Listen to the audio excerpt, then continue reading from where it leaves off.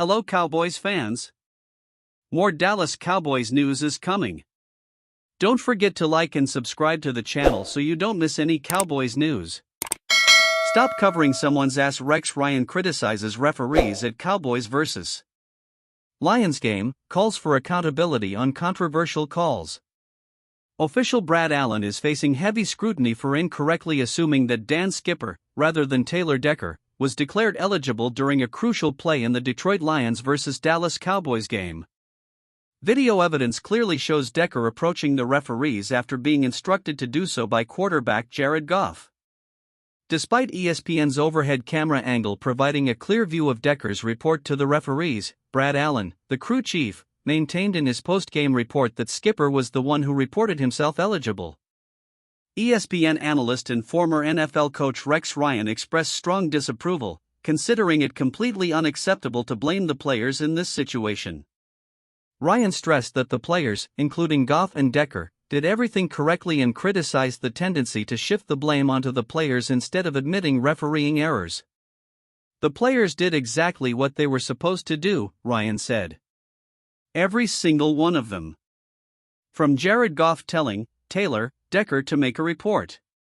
He went over and reported it and got a nod from the official. Where Dan Campbell failed was that he assumed the officer would get it right. Why? Because he assumed the officials would get it right. You go over all the trick scenarios before the game. There's a grease board and you literally draw the play exactly as it is. I guarantee he also drew up the fake kick. This is a big mistake. What bothers me most is that we're putting the blame on the players. Stop it, the players did everything right. Stop covering someone's arse and say how things are. Be a man and take some responsibility. It's a game that could cost them the second seed and maybe the first seed. It's a big difference playing away from home as opposed to playing at home. I tell you, as a football coach, I know exactly what happened. The former NFL coach, with 12 years of experience as a defensive coordinator and head coach, emphasized his familiarity with refereeing errors. He emphasized the importance of the game for both teams in terms of the NFC standings and lamented the possible repercussions for the Lions in the coming weeks. John Perry on ESPN is a disgrace. Former NFL referee John Perry faces backlash for defending officials in controversial Lions vs. Controversy marked the end of the Detroit Lions vs. Dallas Cowboys game, when an illegal touching penalty canceled out a successful two-point conversion. Offensive lineman Taylor Decker, who appeared to be eligible to the referee before the play, was penalized in what many considered a clear and blatant error by the officials. ESPN refereeing expert John Perry, however, took a different stance during an interview with Scott Van Pelt after the game. Perry bravely shifted the blame onto the player, stating, "Absolutely. It's the player's fault." Despite Decker intentionally approaching referee Brad Allen to report his eligible, Perry characterized it as a miscommunication.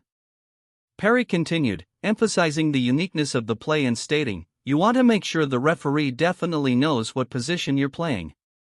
He argued that Decker should have been much stronger in drawing Allen's attention and suggested that Decker owns up to a bit of that by not recognizing that the referee wasn't focused on him.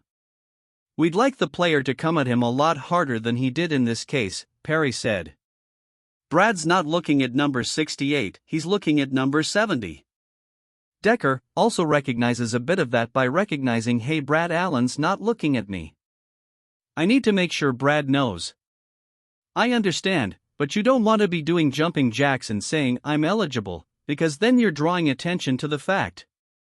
"Do you know what I'm saying?" Van Pelt said.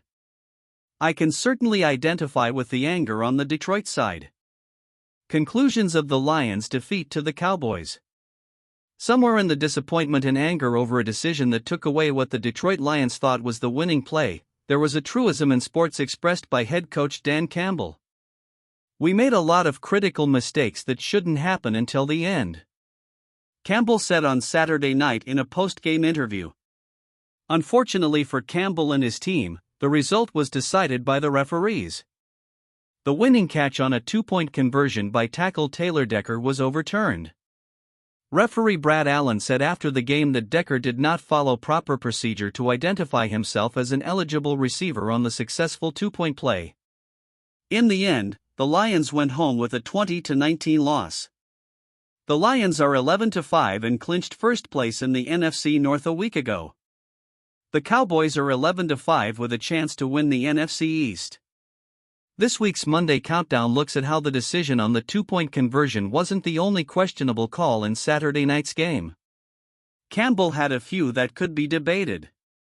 There's also a look at how the Lions-Cowboys game was the only NFL game played on Saturday and three of the Lions' young players were sure to impress the big TV audience. Conclusions on offense, defense, and special teams, what's trending and the final result. We start with decisions. 1. The player. Actually, I think it's more appropriate to consider Campbell as aggressive than as a player.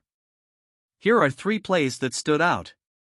Second quarter, 4th down Lions 28, in punt formation, pass from linebacker Jalen Reeves-Maybin to cornerback Khalil Dorsey for a 31-yard gain. A good decision, obviously because it worked, but also because the Lions needed a boost. Same possession, 4th and 4 at the Cowboys' 4-yard line, Campbell overcame a chip shot field goal to go for the touchdown. Quarterback Jared Goff's pass to tight end Sam Laporta was incomplete. Get the points. Final possession, a TD pass to wide receiver Amon-Ra St. Brown makes it 20-19. Campbell missed the extra point to make it 2 with 23 seconds left. Great call, and it worked until the officials got together and came to the conclusion that the Lions had violated a rule. 2. Defense. Defensive lineman Aiden Hutchinson had a big game for the Lions, 3 sacks, 5 solo tackles, 4 tackles for loss, 5 quarterback hits, 1 forced fumble. 3. Attack. Laporta and St. Brown stood out, especially in the final possession where Laporta made 3 receptions for 50 yards. St. Brown had 2 receptions for 25 yards, with an 11-yard touchdown reception. 4. Conclusions. Offense. It was tough going against the Cowboys' defense. The Lions were beaten on 7 plays. Jahmyr Gibbs made 15 runs for 43 yards. A 35-yard gain late in the third quarter was canceled out on a holding penalty. Rushing for 1,000 yards, Gibbs now has 915 yards on the season. David Montgomery had 15 runs for 43 yards, bringing his season total to 975. 5. Conclusions. Defense. The Lions won the rushing battle 125 yards to 61 for the Cowboys. They were held to an average of 2.9 yards per attempt. CeeDee Lamb got the night off to a good start with a 92-yard reception and run for the Cowboys' first TD. Lamb added to his total to finish with 13 receptions for 227 yards.